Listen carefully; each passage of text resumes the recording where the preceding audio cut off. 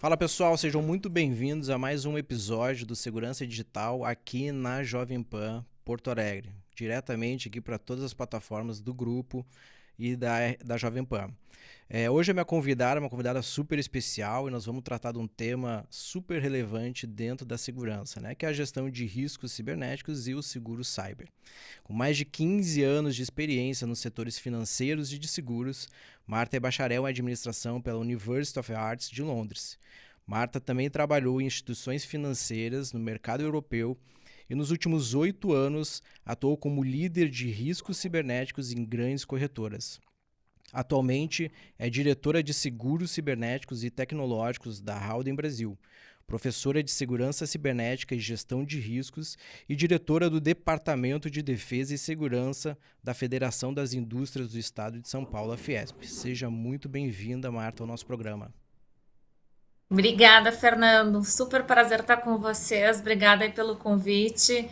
E estou bem ansiosa aqui pelo nosso bate-papo. Com certeza. Marta, para a gente dar um pontapé inicial com o nosso programa, como eu sempre faço com todos os convidados, queria abordar rapidamente contigo um pouquinho da tua trajetória, enfim, como é que chegou até esse momento e nesse tema super relevante dentro da nossa área, que é hoje o seguro cyber, né?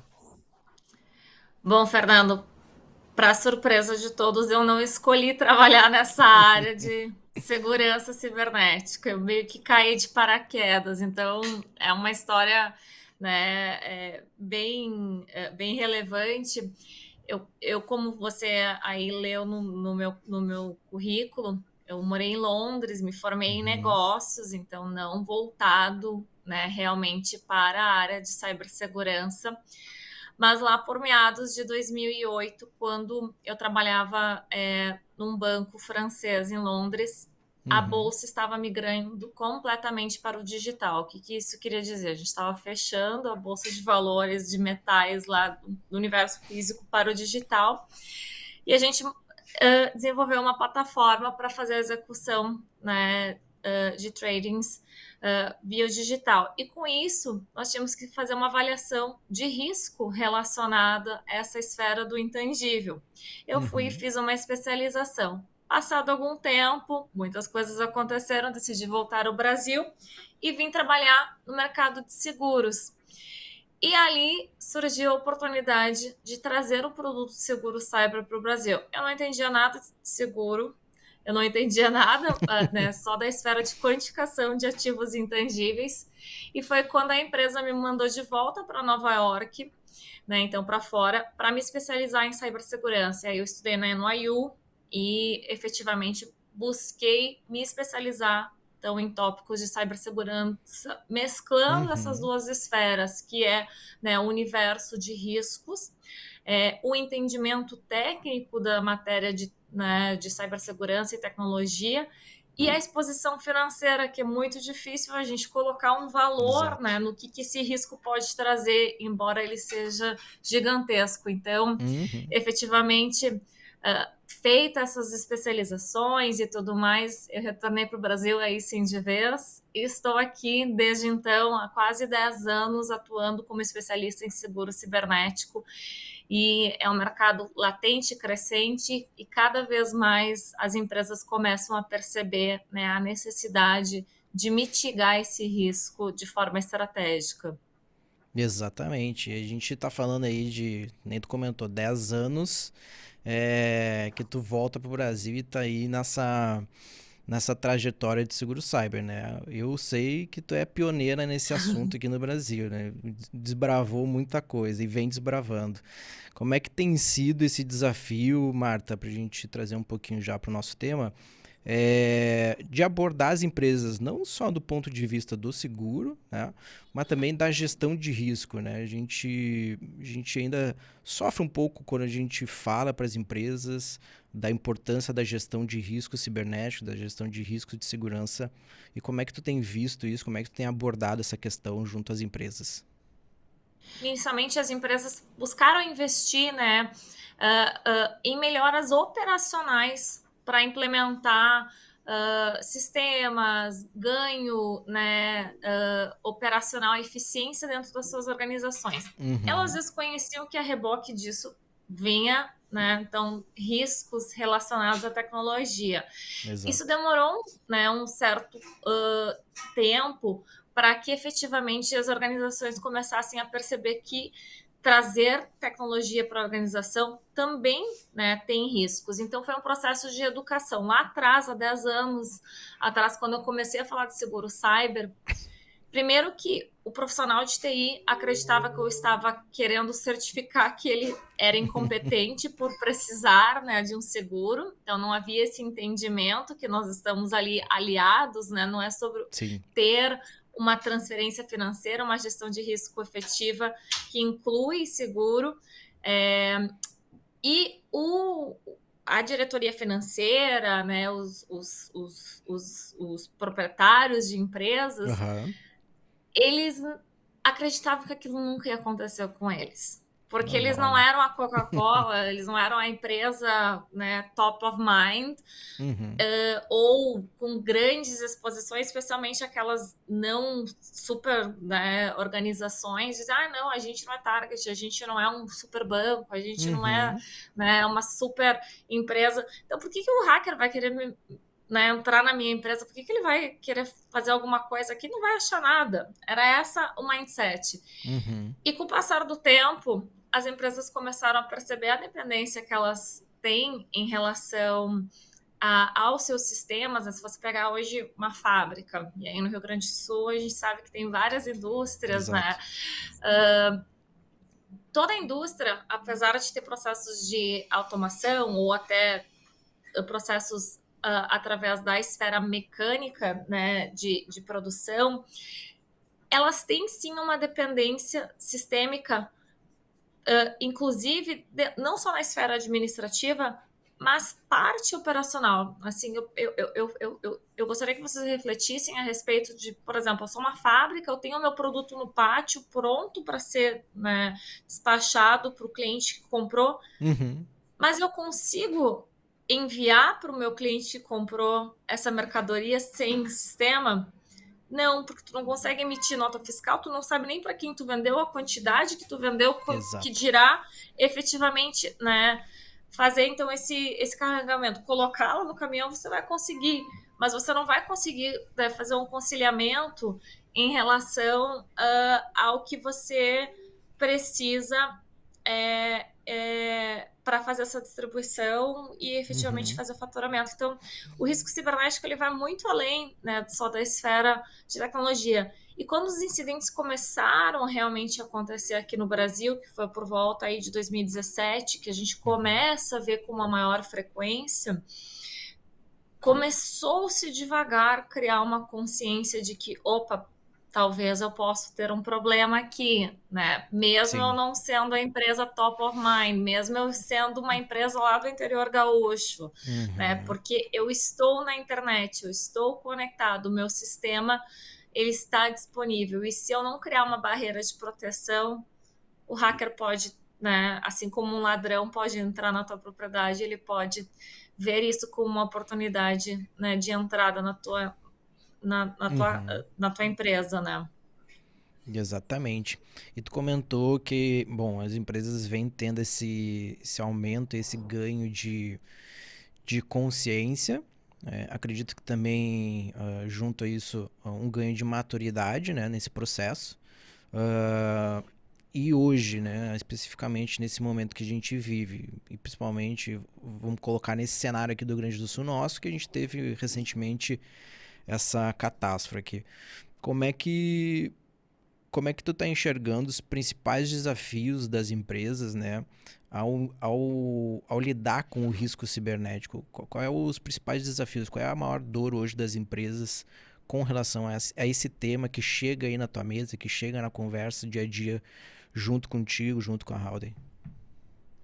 Eu acho que ainda falta um pouco de entendimento, tá, de profissionais que não estão na área de tecnologia. Uhum.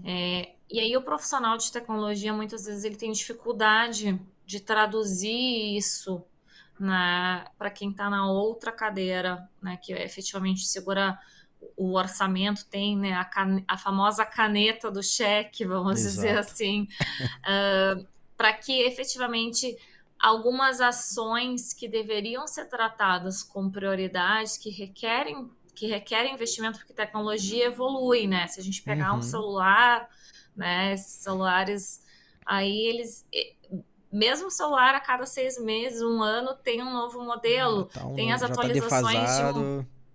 Exato. E aí, né, o profissional de TI, ele tem dificuldades muitas vezes em conseguir um orçamento condizente para implementar necessidades que são, né, básicas para a Uhum. defesa da organização.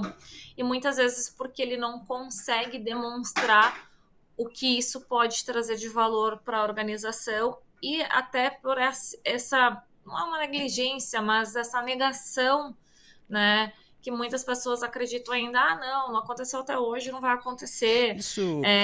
Ou efetivamente, a gente nunca teve um problema, né? A Uhum. gente pode segurar por mais um tempo. É, e dentro dessa esfera, né? Então a gente entende que efetivamente o, as empresas não têm muitas vezes, especialmente as familiares, né, as empresas familiares Uhum. que são de um proprietário, elas acabam não vendo essa esfera como elas veem em outros riscos, que Sim. seria como num incêndio, num caso, né, de um Algo mais acidente de tangível. trabalho. Algo que seja mais Exatamente. tangível, né? Mas tu acha que esse ponto aí que tu comentou, né? Eu queria trazer ele de volta aqui. Sobre talvez essa consciência ali do time da TI, dos controles de segurança e tudo mais. Tu acha que é uma questão de talvez negligência ou a gente ainda vive um momento da gente ser muito mais reativo frente aos incidentes, frente a essa questão do risco cibernético do que proativo, do que realmente ter um planejamento ali, entender dos controles, o que que falta, para onde que a gente está indo. Como é que tu enxerga essa questão? Eu não acho que é uma negligência mais, tá, Fernando? Tá. Eu acho que tem sim uma consciência, especialmente pelo profissional de TI. Eu acho que falta uma comunicação de entendimento comum, tá? Para que esse profissional consiga efetivamente colocar da mesma maneira que ele vê que há uma necessidade, para que a pessoa que está sentada do outro lado da cadeira, que efetivamente tem o poder de compra da organização Uhum. ou de decisão, Uhum. Uhum. possa entender. Então, não é uma Tá. questão de negligência, eu acho que é uma questão de falta de compreensão e entendimento, porque o profissional de TI, ele sabe que não existe bala de prata, Exato. né?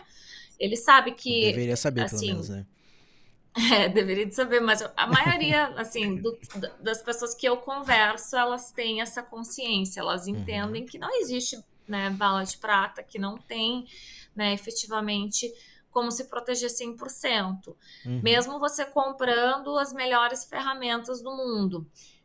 Mas um exemplo que eu sempre, né, brinco e digo para as pessoas é mais ou menos como se você estivesse na selva e, né, tá você, eu e mais duas pessoas ali. Uhum. E do nada a gente vê um leão, tá? Uhum. E aí qual que é a lógica aqui?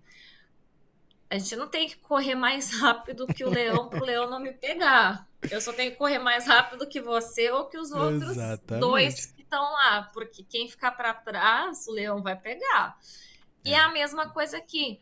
A gente tem que criar uma barreira para que, se o hacker efetivamente encontrar uma vulnerabilidade, né, que é algo que ele possa vir entrar no teu sistema, vulnerabilidade, algo que ele pode explorar, né, Uhum. que ela seja mais difícil de ser explorada do que a do vizinho. Porque o muro do Exato. vizinho está mais baixo, ele tem menos coisas que ele vai conseguir, né? Ele vai ter que dedicar mais tempo, ele vai ter que dedicar mais recursos. O crime cibernético, gente, para quem não está ciente, é mais lucrativo que o tráfico de drogas. Se fosse uma Caramba. economia, seria a terceira maior economia global, gente, com 8 trilhões de dólares de PIB, tá? Isso somente é atrás dos Estados Unidos e da China. Meu Deus. Então, esse cara, ele tá atrás de money, dinheiro, business. tempo dele é dinheiro. Ele É. dedicar mais tempo para explorar uma vulnerabilidade, né, a não ser que venha a valer muito a pena, ele vai decidir explorar a outra que está muito mais fácil e ele vai ter o mesmo retorno no investimento Uhum, dele, uhum. né? Exatamente. Exatamente. Então é isso que a gente precisa refletir, não é, né, não é uma negligência, mas é ter uma ciência que eu preciso fazer as certas coisas para dificultar o caminho, porque senão eu estou muito exposto, Uhum. né? Perfeito, perfeito. E dentro dessa linha, a gente vinha conversando rapidamente aqui no backstage antes de começar o programa, e tu comentou um pouquinho ali de um evento ali que tu vai fazer internamente numa empresa de conscientização para profissionais que não são da área de tecnologia, né? Eu entendo que isso também é super importante, uma vez que não é só a tecnologia que está ali e que faz a empresa, né? São outras áreas, outros departamentos que também precisam se conscientizar e ter não o mesmo nível de maturidade, mas um nível certo de maturidade também para não ser uma porta de entrada. Com isso, eu queria entender, Marta, contigo, a importância, né, dessa conscientização para as pessoas que não são da área de TI e também que tu trouxesse para nós um pouquinho de como é que tu está enxergando os avanços tecnológicos, tá? Como é que esses avanços tecnológicos, como inteligência artificial, estão moldando o cenário de risco cibernético e também do mercado de seguros? Uma pergunta aí um pouquinho ampla, mas que fica aí para a gente poder responder agora. Vamos lá, Fernando. Bom, a gente sabe que o usuário é o elo mais fraco dessa cadeia de proteção, né? Então, todos nós somos usuários de tecnologia. E veja quantas pessoas caem em golpe de WhatsApp, né, outras esferas, porque elas acabam clicando em algo que elas acreditam ser verdadeiro, né? Então, Exato. e isso vem muito do fato de nós começarmos a utilizar a internet lá no final dos anos 90, que a gente ficava até madrugada, né, porque era só um pulso de telefone, como quase uma brincadeira. Né? Então, a gente não foi educado sobre os perigos que a internet poderia ter. E Uhum. muitas vezes a gente ainda não associa isso, né? Que a gente está efetivamente podendo sofrer um assalto digital, né? Sem ter Literalmente. a mão, sem ter a arma ali do bandido, nada disso, mas de certa forma é um assalto digital que a gente vem, né, a sofrer algum tipo de golpe também, como as pessoas anteriormente, né, no universo físico sofriam estelionato e outras questões com o uso né, de informações manipuladas. Não é diferente no mundo digital. E a gente precisa educar as pessoas que isso acontece, como acontece. E aí, a elas efetivamente conseguirem avaliar se aquilo potencialmente pode ser algo que pode trazer algum risco, não só para a organização que elas trabalham, mas para elas mesmas. Vocês têm Uhum. crianças em casa, né? Então, efetivamente, a gente sabe que, infelizmente, o universo não é um lugar tão lindo e maravilhoso como a gente acredita. Tem pedófilos, tem pessoas mal intencionadas, e a gente precisa, sim, estar monitorando assim como a gente monitora as crianças na rua. Uhum. Então, ter esse ponto de atenção e alerta e avaliar se aquilo, né, tem alguma coisa de errado é extremamente importante.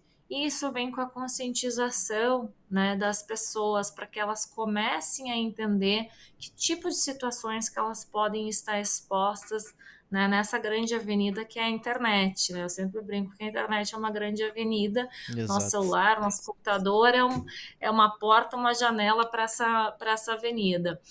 Então, esse trabalho de conscientização é extremamente fundamental em todas as esferas, né? Com as organizações, para que efetivamente alguma coisa que não estou 100%, eu recebi um e-mail que parece ser muito, né, bom para ser verdade, ou observem minimamente lá no remetente, se não tem uma letrinha trocada, né? Às Uhum. vezes, assim, a gente no automático não percebe, vai e paga o boleto, faz a transferência porque acha que está vindo do chefe, mas o fraudador, ele faz isso. Então, a gente treinar a respeito dessa consciência. E você como no incêndio, você não precisa ser o corpo de bombeiros para ir lá, né? Você tem que saber ligar para o corpo de bombeiros quando Exato, você tem, né, uma exato, emergência. Você tem que saber exato. quem é acionar. A tua TI está ali para isso. Então, saber em que momento você deve, né, acionar o teu corpo de bombeiros para o teu incidente digital e como acionar é super importante. Então, esse trabalho de conscientização é algo que todas as empresas devem fazer, até porque a LGPD requer isso, né? E todo mundo trata de dados pessoais, mesmo que Uhum, sejam só de funcionários. E isso também traz, né, algo para a vida delas, porque ajuda elas a criar consciência para perigos que elas podem estar expostas. Em relação à inteligência artificial, a gente está vendo muita coisa, né? E assim, tem muitas novidades, né? Chat GPT, ferramentas aí que fazem muita coisa automática, né? exato. E eu acredito que a inteligência artificial ela vai ser um próximo capítulo de revolução, assim como foi, né, a popularização da internet. E ela vai Uhum. mudar muitos aspectos nas nossas vidas, né? Ela vai integrar ainda mais Para questões bom e para ruim, né? sistêmicas. Exato. Ela vai trazer, né, fatores bons e fatores ruins, né? Mas à medida que a gente, né, vem a estar mais conectado e interconectado, porque né, os objetos e tudo mais são a, a se falar, né? Então, isso pode nos trazer mais vulnerabilidades a serem exploradas, né? Então, Exato. efetivamente, os hackers eles podem não só roubar informações de dados, mas treinar a IA para se passar, né? Então, por pessoas já está acontecendo isso nos Estados Unidos. Então, se você receber uma ligação, tá, de alguém da sua família pedindo dinheiro, alguma coisa, pode ser que seja a IA por trás falando isso. Mas, Marta, como? Voz da minha mãe, a voz da minha irmã, com 3 segundos de fala de uma pessoa, a Uhum. IA já começa a aprender a imitar Caramba. aquela voz. Com um pouquinho mais de tempo de fala, então a nossa conversa aqui, se a IA ouvir, ela vai pegar até meus trejeitos de falar. E aí vai ligar para minha mãe e a minha mãe vai achar que estava falando comigo. Né? E Uhum. se pedir dinheiro, a minha mãe é capaz de mandar. Não, não vai, porque minha mãe já tá treinada. É, confiem, gente. Né? Então, situações muito emergenciais, meu celular tá acabando a bateria, não sei o quê, bababá. Respira, desliga o Uhum. telefone e liga de novo, liga para a pessoa, porque isso vai acontecer com maior frequência, assim como a gente viu aquela enxurrada de links falsos no WhatsApp para Exato. isso vai ser o próximo capítulo da IA. E nas Promessa de empresas, emprego e tudo mais. exatamente, vídeos que parecem reais, manipulação de falas de pessoas públicas, políticas e tudo mais, vai se tornar muito realístico, vai ficar um pouquinho difícil a gente, né, fazer aí uma diferenciação do que é real e o que não é, né? Uhum. E isso, Exato. consequentemente, vai, né, trazer alguns problemas para nós como sociedade e tudo mais, né? E fora que também a IA pode trazer, lançar ataques cibernéticos simultâneos, né? Os denial of service, que é tipo uma enxurrada de ataques, né? Que efetivamente pode derrubar sistemas e tudo mais dentro das organizações. Então a gente tem que estar em alerta em relação a isso. Ela vai trazer muitas transformações boas para a gente, vai ajudar, Uhum. mas acho que a gente também tem que olhar para o lado, né, negativo. Dentro da esfera que eu atuo em seguros, a gente já está trabalhando bastante com isso, né? Então, Ok. na minha, na minha, na minha empresa, particularmente onde eu atuo, a gente faz as nossas análises agora de cibersegurança com telemetria e IA. Então, se você hoje tem um seguro automóvel, às vezes a seguradora te dá você pede para você baixar um aplicativo Uhum. ou para você colocar um rastreador no teu carro e ela vai te pontuar positivamente e te favorecer se você é um bom motorista. Se eu dirijo dentro da área que é 50 por hora e 50, mesmo que eu não tenha um radar de velocidade ali, eu me comporto direitinho, se eu não freio bruscamente. Se eu digo que eu moro em determinado bairro e à noite eu vou para aquele determinado bairro todo dia, né, porque isso influencia preço de seguro, especialmente em grandes cidades. E aí, em cyber, a gente está fazendo algo bem similar, né? Em que a gente faz um monitoramento ativo do que o cliente tem em comportamento da sua higiene cibernética, se ele aplica os patches, se ele efetivamente tem certas ferramentas aplicadas em qual perímetro da organização, né? Porque às vezes o cara até tem as ferramentas e várias vezes eu pego isso nos meus clientes, eu tenho um EDR, aí tu vai ver tá aplicado em 20%, né, da organização, que não se torna tão efetivo. Então, vamos trabalhar para aumentar essa aplicação. Você já tem a ferramenta mais caro, você já tem, né? Então, vamos aplicá-la de maneira coerente ou fazer com que a sua aplicação de patch seja mais ampla e não só 10, 20% dos seus sistemas críticos. Então, com isso, a gente consegue ajudar o cliente a fazer, de novo, uma gestão efetiva do risco dele, melhorando a imagem do risco, porque tu tem que lembrar que apesar do cara querer contratar um seguro, e seguro cyber é um pouquinho diferente do que eu tiver uma pólice de automóvel, que eu vou lá e digo, minha tabela FIP é essa e me dá o preço. Cyber, a seguradora tem que querer o teu risco também, porque como é um risco que varia, né, ele não é fixo, né, não é aquele carro, ele tem várias variáveis que vão surgindo todo dia, novas vulnerabilidades, novos meios de ataques, novas ameaças. Precisa estar monitorando isso de forma constante, né? Até seguradora... exatamente, para o risco da própria empresa, mas também para manter a seguradora, enfim, atualizada ali desse risco, ver se aquele risco continua na mesma régua, se ele aumentou, se ele baixou, se ele está no mesmo nível, né?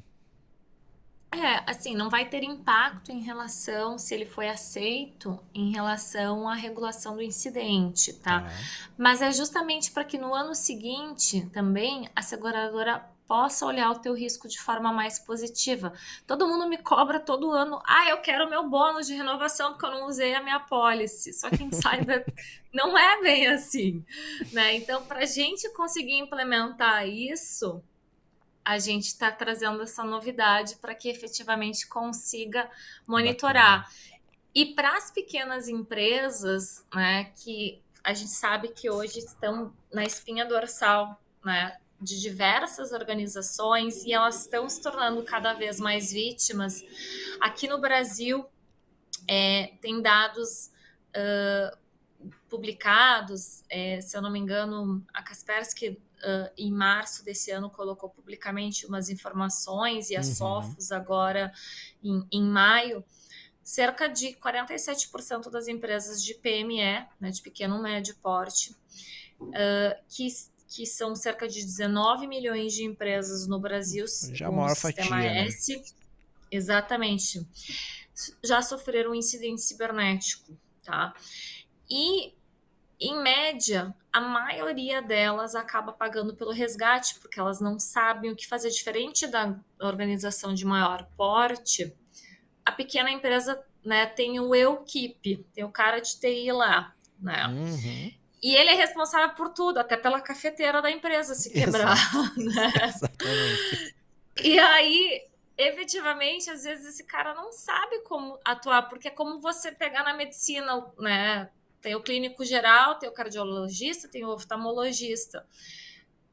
Tu não vai pedir pro clínico geral operar um coração. Aqui tu tá pedindo pro profissional que é um generalista, que ele entende, né? Sim, de tecnologia, mas ele não é especialista em segurança. E aí, efetivamente, ele tratar de uma crise, muitas vezes ele acaba optando por pagar o resgate. E, em média, as pequenas empresas estão pagando mais de 150 mil reais pelo resgate. Né? E quando eu falo de resgate, o que é? O hacker vai lá e sequestra os seus dados, os teus sistemas. e te Uhum. coloca de forma inoperante. E ele te chantageia por valores. E então elas têm pago isso, estão se tornando cada vez mais vulneráveis a isso, né? Uhum. E isso serve para a clínica médica, tá, pessoal? E clínica médica tem dados sensíveis, a LGPD é para Tudo. todos, não é só para grande Contabilidade. organização. Contabilidade, né? Escritório de advocacia. Eu tenho um caso de um escritório de advocacia que eles perderam prazos junto ao judiciário Porque porque elas eles não estavam tinham sem. sistema. Caramba. Meu Deus do E aí céu. eles tiveram que os clientes perderam a causa Yeah. por E conta aí disso. nunca é só, o impacto nunca é só a tecnologia, né? Vai para a área de negócio, vai impactar no business como um todo. Então, pensando nisso, a gente aqui também criou uma solução para atender as pequenas empresas, para ajudá-las a colocar na esteira de governança. E aí, em vez de vir só o seguro, né, e com a assistência da crise, ele Uhum. vem com ferramentas acopladas para ajudá-la a melhorar a maturidade. Vem com um scanning de vulnerabilidades, ele consegue Legal. monitorar, ele consegue implementar várias coisas que talvez ele não teria, ou que ele teria que pagar, e por um custo muito baixo também, Uhum. porque não adianta ser algo que vai inviabilizar para aquela pequena empresa, né? Então, Uhum. eu acho que a gente ajudar a colocar as pequenas empresas na esteira de governança é extremamente importante, porque hoje elas são a maioria, né, das empresas no Uhum. Brasil. Sim, a gente conta com várias grandes organizações, todo mundo almeja ser uma grande organização, ter sucesso, Claro. mas todo mundo começou pequeno algum dia, né? Sempre, né? Não E adianta dar, ajudá-las. não adianta dar o Desculpa. passo maior que a perna, né? Não adianta. Exatamente. E a Então, gente entrou, isso. a gente entrou nesse ponto já, Marta, enfim, do seguro mesmo, né? Que é um dos temas aqui que eu quero abordar contigo. Não sei se tu chegou a comentar agora, mas enfim, se chegou, peço para reforçar, quais são as principais coberturas, né, desse seguro que são oferecidos, né? E o processo-chave para tu habilitar ele. Porque assim, pô, cheguei lá, já entendi que existe sim um seguro para pequena empresa, né? Isso é um dos pontos importantíssimos da gente frisar. Mas eu sou uma pequena empresa, eu sou uma empresa de médio porte, grande porte. Chego lá, converso com a Marta, o que que eu preciso ter, o que que a Marta analisa para que eu possa de fato ter esse seguro. Tá. Pequena empresa é bem fácil, tá, gente? 10 perguntas vai resolver o teu caso. E são Tá. só controles básicos. Por quê? Porque eu tô te dando no pacote mais coisas para Uhum. você chegar numa régua mínima adequada, tá? Então, é bem simples a contratação para pequena empresa. Pequena empresa vai até 300 milhões de reais, tá? No universo de PME mesmo, tá? Tá. Ela vai falar sobre o tempo de atividade, se você tem, por exemplo, os controles básicos, antivírus, firewall, essas coisas, backup, tá? Né? Importantíssimo. Se eu mantenho meus backups, né, pelo menos por 180 dias, se eu faço atualização de patches em até 30 dias, são coisas básicas. Se você não faz isso, tipo, você tá em, Corre. né, liga a sirene porque vai dar problema, É. tá? Então, bem básico mesmo. Para a grande organização, aí já vai para essa análise bem mais profunda, porque é esperado, o perímetro de ataque é muito maior, os impactos financeiros são muito maiores. Eu já tive incidente que custou, não estava totalmente segurado, tá, pessoal? Mas assim, as Uhum. perdas somaram em mais de 923 milhões de reais Caramba. aqui no Brasil, não estou falando do exterior. Teve incidente na área de saúde de mais de 325 milhões de reais. Teve incidente em varejo, né? Nós estamos falando de Aí, um incidente específico ali que gerou todo esse é impacto. um incidente, não o total dos incidentes. Um para uma empresa. Então, para grande organização, a régua realmente é mais alta. Eu tive um cliente de fábricas, eles fabricam produtos, né, para automóvel, tem 14 plantas no Brasil, no mundo todo, e é Uhum. brasileira a empresa. 14 plantas paradas simultaneamente, não saiu Meu um Deus. caminhão da fábrica. Caos Caramba. que se está. Então, para grande organização, aí sim, a régua é bem mais alta, precisa de um monte de coisa. E aí, com isso, a gente identifica, né, as necessidades de limite também, porque, né, eu estava falando da minha experiência com o mercado financeiro, por que isso ajudou com o seguro. Porque quando você assegura uma casa, um automóvel, teu celular, tu sabe quanto custa esse celular, tu sabe quanto custa esse automóvel. E no Exato. cyber, como que eu faço para ter um valor assegurável? Que limite o contrato, né? Que é um dos pontos aqui que é como é que quantifica esse risco, né? Como é que tu vai colocar o preço nele, né? Então aí que vem minha experiência de mercado financeiro para ajudar vocês aí no TI, né? Então, a chegar nesse valor de entender que impacto econômico isso pode ter para minha organização, tá? E aí são várias variáveis. A gente aqui trabalha com um modelo que foi criado nos Estados Unidos, que é o FAIR MAM, que é, MAM vem de materialidade, tá, pessoal? Em que ele avalia vários pontos de controles que a organização tem, tá? Então, o FAIR, o modelo foi criado por uma ONG que une empresas de tecnologia, empresas de consultoria e universidades. E aí ela avalia cada ponto de segurança que a empresa tem, os incidentes que já aconteceram no mundo todo, a gente tem mais de 400 mil incidentes mapeados, impactos regulatórios, e com isso a gente consegue entender, esse cliente tem isso, então vai contabilizar dessa maneira os desdobramentos, ele tem um algoritmo por trás que ele estressa. E aí, consequentemente, determina qual que é esse impacto financeiro em potencial que a organização pode ter em cenários de, né, baixo, médio, severo e o Armagedon, que é o catastrófico, né? Acabou a empresa. E aí a empresa...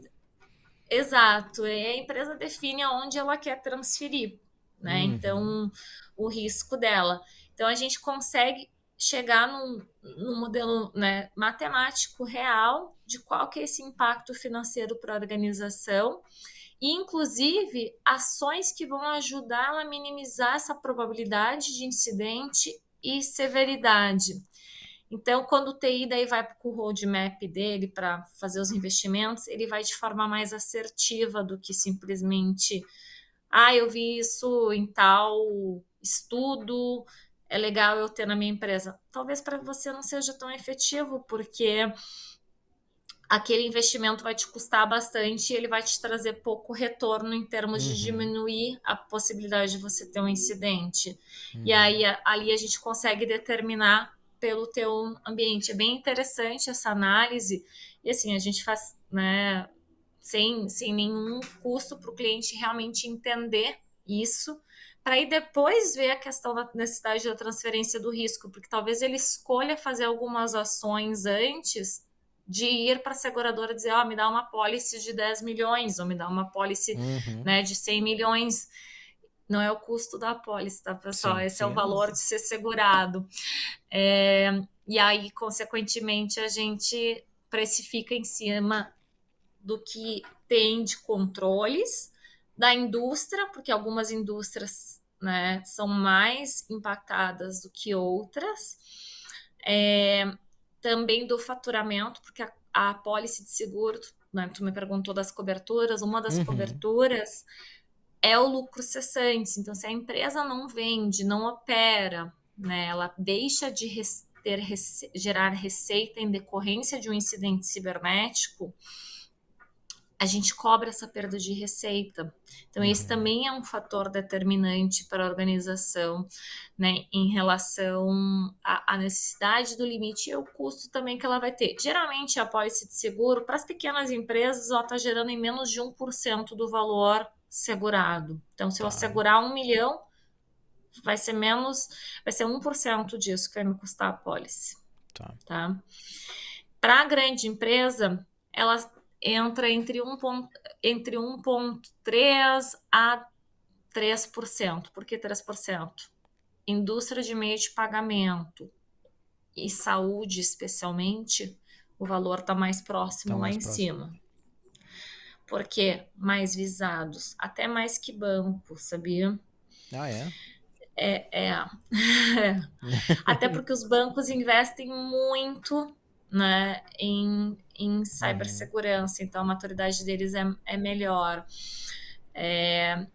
Mas, de modo geral, a precificação entra nisso. Coberturas a gente tem desde a responsabilidade pela violação da privacidade. Então, eu falei ali do exemplo do escritório de advocacia, Uhum. né? Ou de um hospital. Eu tenho uma certa doença, não quero que ninguém saiba. Saiu, Uhum.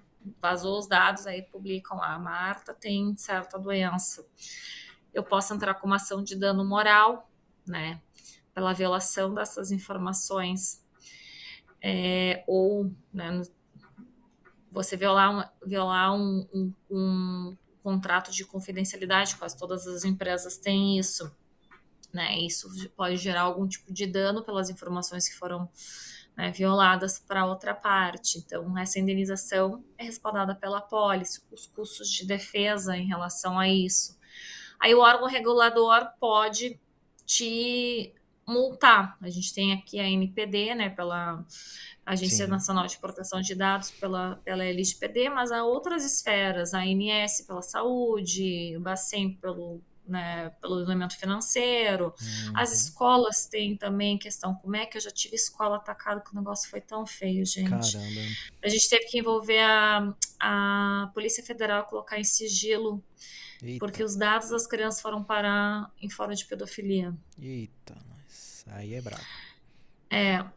Então, assim, enfim, essas questões todas aí entra com, É né, muito. Tem muitas particularidades que de fato vão para uma conversa mais ali particular, né? Mas entendendo que também vai depender do setor onde tu tá atuando, onde tu tá inserido, o tamanho da tua empresa e todo esse suporte que vocês dão, e até uma das perguntas que eu tinha aqui também não é só um seguro, né, que ele está acabando ali adquirindo, é também um suporte para melhorar as a boas gestão do práticas, risco. né? Exatamente, as É, boas práticas de e gestão quando do ele, risco de cyber da empresa, né?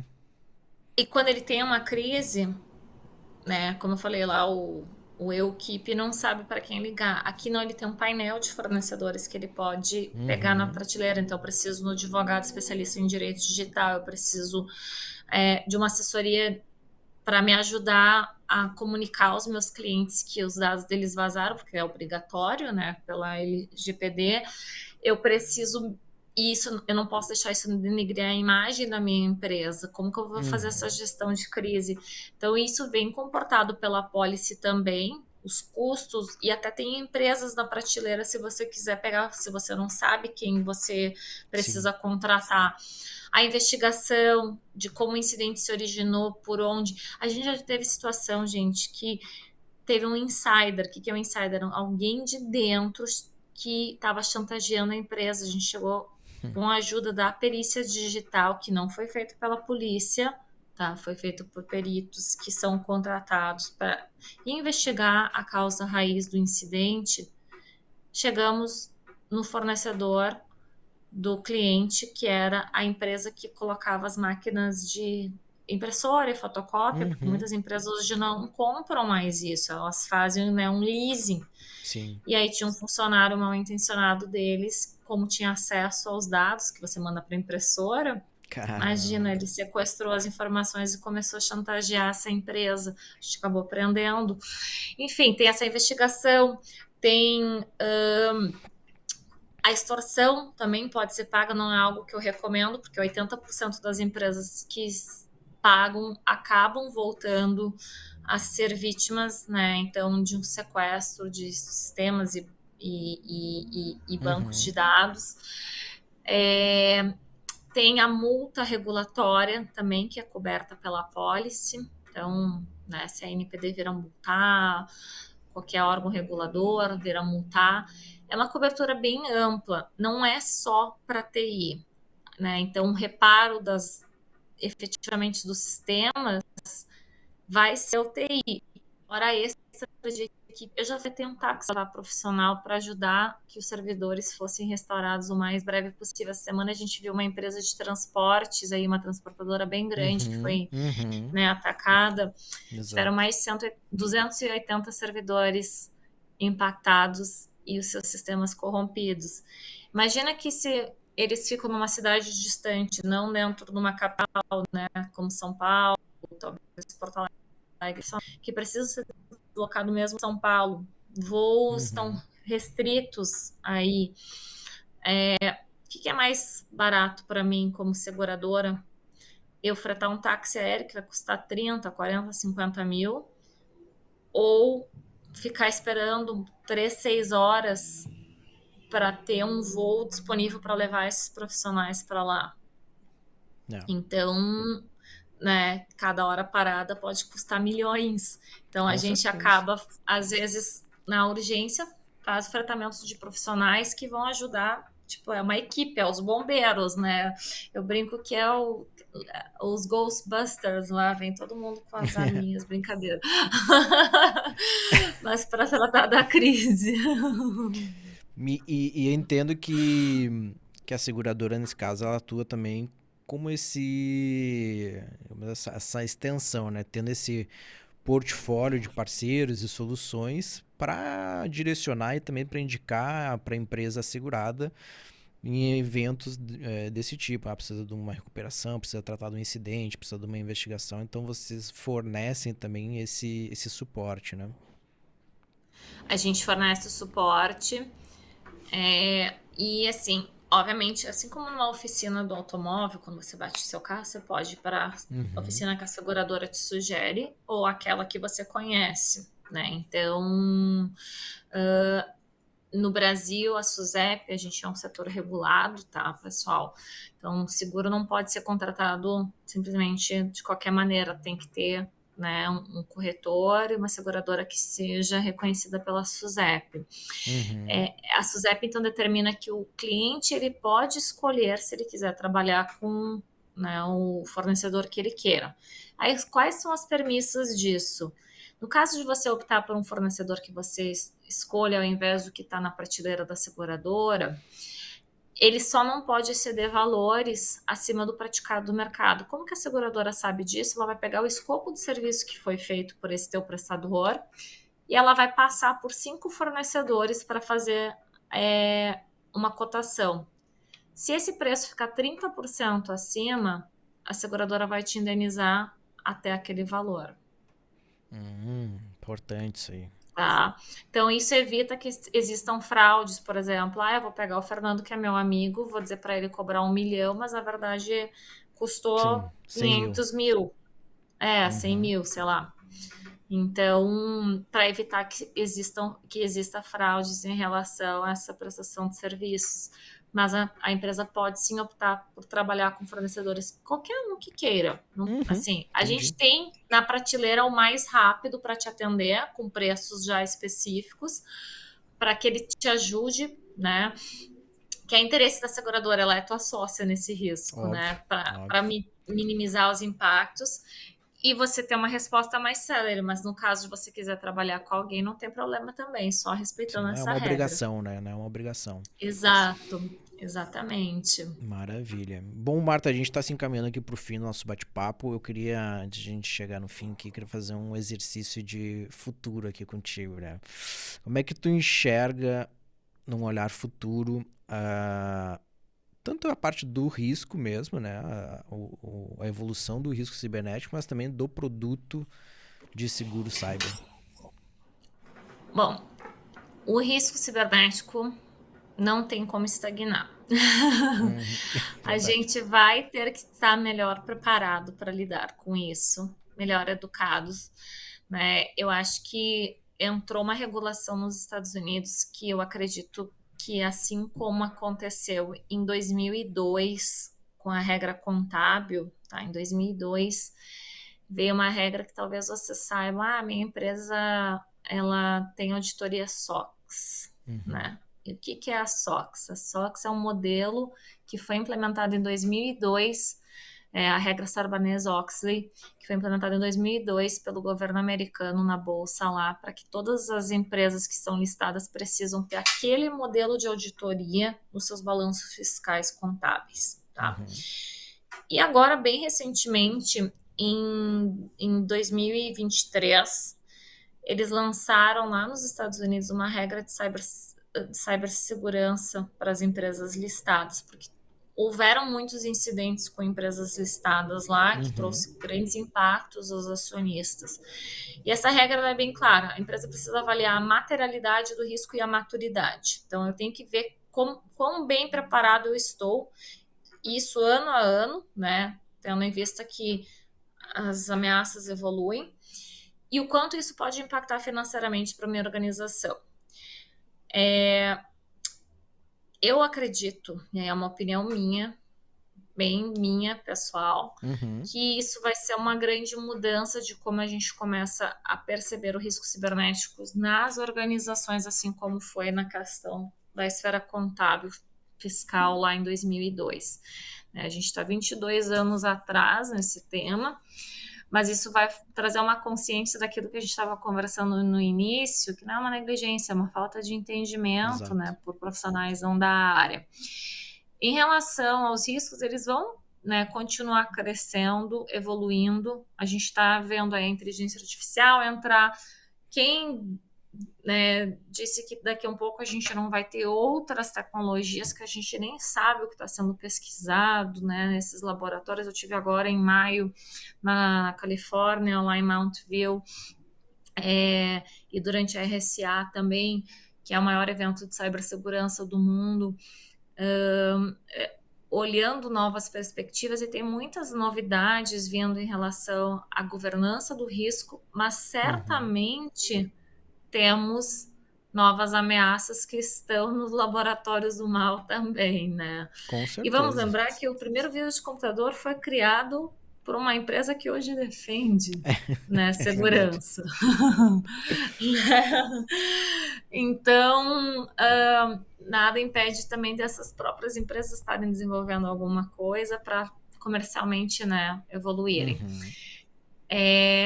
E aí a outra pergunta que agora eu esqueci A questão da era, evolução também do seguro cyber, né? eu acho que ele vai se tornar mais presente nas empresas, tá? Aqui no Brasil Uhum. ainda é relativamente pequena a nossa aderência, tá? Acho que o movimento que a gente fez, por exemplo, agora com as pequenas empresas, em democratizar esse produto vai ajudar bastante para elas, porque a gente colocou um preço bem acessível, imagina, a partir de R$ 2.000 por ano. É muito acessível. E isso precisa ser feito, né? Porque está todo mundo sujeito, mas eu acredito que ele vai estar mais aderente. Nos Estados Unidos, só para ter uma ideia, o tamanho do mercado é de 10 bi de dólar de prêmio, né? Então, de compra de seguro. Aqui no Brasil, são de 220 milhões de reais, ou seja, nada, Nada. nada, Nada. tá? Então, a gente tem muito espaço para crescer. Eu vejo as empresas amadurecendo o tema, e o produto vai evoluir trazendo novas nuances de proteção. Daqui a pouco a gente já existe produto para pessoa física lá fora, então essas questões de fraude e tudo mais, o Brasil a gente tem uma dificuldade de trazer produto que cubra fraude para o Brasil, devido a gente ser um dos países com maior índice de fraudulência Uhum. aqui. Então eu imagino que o produto venha evoluir para isso e ter uma maior abrangência. Tem a questão do impacto, né, material, e que eu digo impacto material não é a perda financeira, e sim da quebra de equipamentos, da Uhum. explosão, que o produto, né, venha evoluir para isso, porque a gente tem mais automação, mais robotização, né, e isso consequentemente pode ter uma necessidade para as empresas avaliar, especialmente aquelas que têm infraestrutura crítica e sistemas, né, de OT implementado. Então, acredito que esses vão ser os próximos passos aqui num curto prazo para o seguro cyber, e certamente o crescimento amplo. Eu vejo o mercado todo ano, ele cresce bastante aqui. Acho que a gente passou aí por dificuldades quando tiveram vários incidentes e que as Uhum. seguradoras ficaram literalmente no vermelho, né? Então, elas indenizaram muito mais do que elas receberam neste Sim. produto, tá? Então, o cliente vinha para mim, o cliente que não teve, queria o bônus, e eu chegava para ele, 30% de agravo, imagina! Imagina o sorriso do outro lado da pessoa. Ah, Mas seguro é mutualidade, né, gente? Então, quanto mais pessoas estarem mutuamente participando uhum, nisso, melhor vai se tornar o mercado para todos. Né? com Então é isso que a gente certeza. precisa. E é isso que precisa ser feito, por exemplo, o que aconteceu aí na catástrofe do Rio Grande do Sul, porque muitas empresas, muitas pessoas não contratavam seguros. Exato, Né? exato. E aí E, veio, e veio aí, esse cenário, né? a surpresa, né? Ou Uhum. contratavam até de forma errada. Assim, a gente aqui avaliou várias questões. Teve muita gente que tinha seguro até na esfera patrimonial ali e não tinha cobertura para alagamento, porque na época achava que jamais precisaria de uma cobertura para alagamento. Que loucura, né? E aí, contrato errado, né? Exatamente. Bom, Marta, pra gente encerrar aqui o nosso bate-papo com chave de ouro, queria que tu deixasse um conselho, né, para os líderes da área de segurança, da área de TI que nos acompanham e que estão considerando adquirir aí o seguro cyber pela primeira vez, enfim, estão estudando essa modalidade.